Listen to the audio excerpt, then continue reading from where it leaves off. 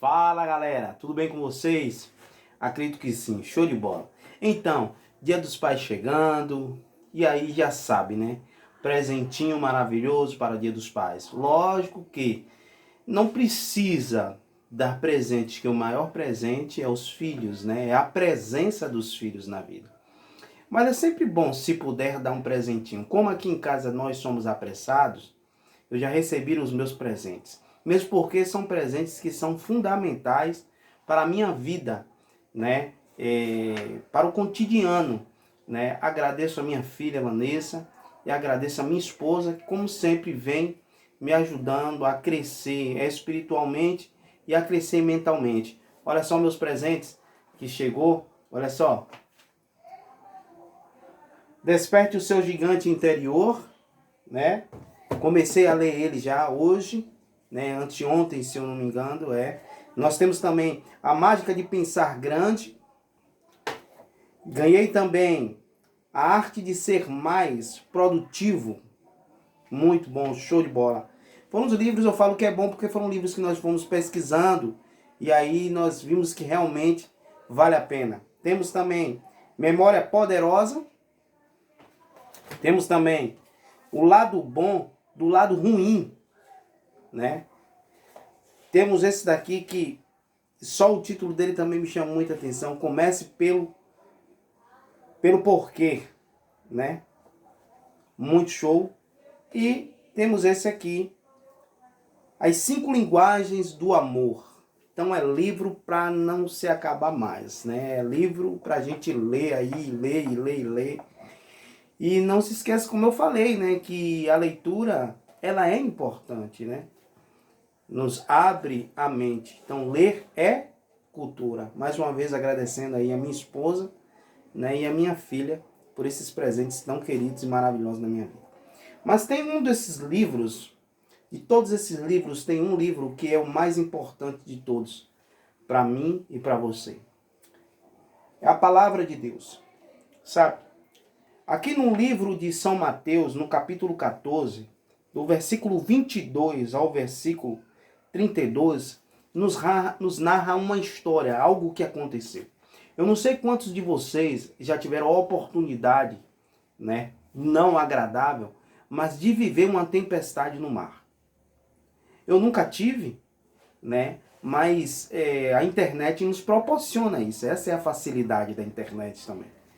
E eu pude ver, e é verdadeiramente assombroso, é terrível, né, uma tempestade no mar. E nessa passagem aqui, Jesus ele estava com os discípulos e com a multidão de pessoas, e ele curava, e ele ensinava. E ele então despede os seus discípulos para irem atravessar o mar, né? E ele encontraria eles depois. E ele foi orar. Jesus ele era um homem de oração. E quando dá na quinta vigília da noite, a quarta entre a quinta vigília da noite, mais ou menos, é entre 4 e 5 horas da madrugada, aonde está ainda escuro.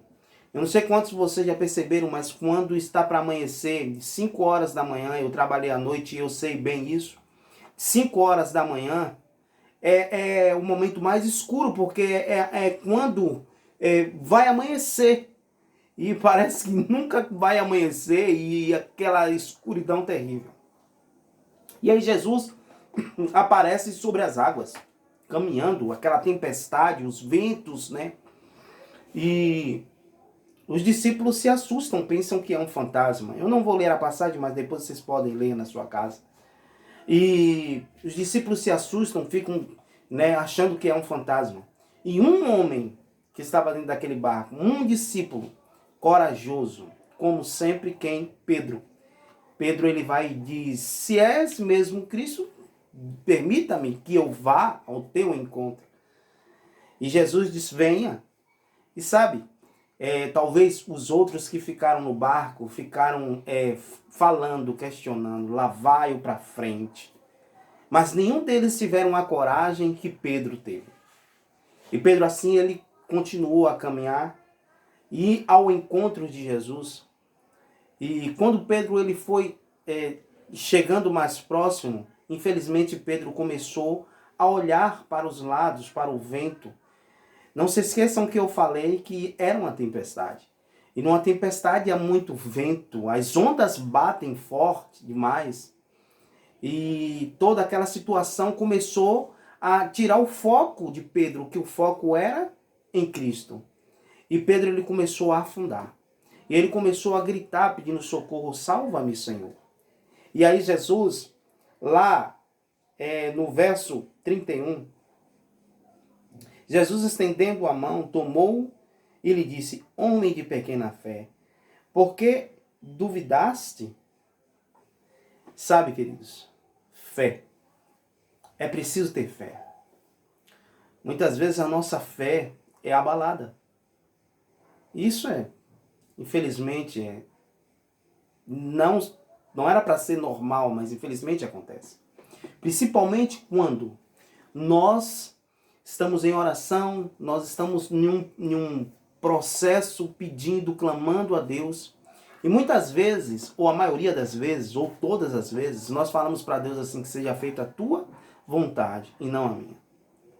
E quando a vontade de Deus ela prevalece, aí nós muitas vezes ficamos chateados, porque nós queremos que a nossa vontade seja prevalecida, nós queremos aquilo.